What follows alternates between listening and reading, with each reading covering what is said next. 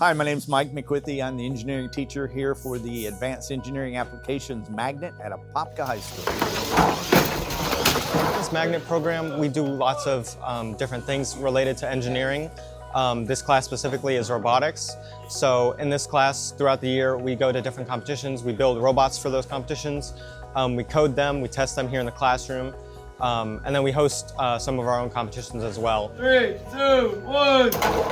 VEX Robotics is a nationally recognized robotics competition. They call it the Foundation, and the Foundation creates a new game every year. This year's game is Pushback. And in this game, you could see that the students in teams of 2 versus 2, they take and collect blue or red objects and try and score or outscore their opponents. Are you ready? What's cool about that? What's cool about that is that the students have to come up with their own design. They have to build the robot from parts. There's no kit. It's not like they have instructions. Based on what they know, what they've learned, they're going to create their own design to compete in this contest here. This is our robot. We took inspiration from an international team. It's an S-shaped robot, so the blocks or the small balls enter from the bottom of the intake with these flex wheels, and then they continue in the S shape and score out the top here with this gate.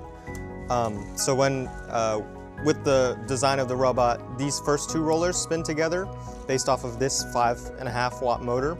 Alex has been to Worlds now 2 years in a row, his sophomore year, his junior year, and I'm most definitely sure he and several other teams will probably qualify for Worlds again. It's very enthusiastic, as well as it's cool to learn different new things, different techniques for stuff like that. And also having the experience, it's good to help teach others, and it feels good to be a mentor for all the newer teams and stuff like that.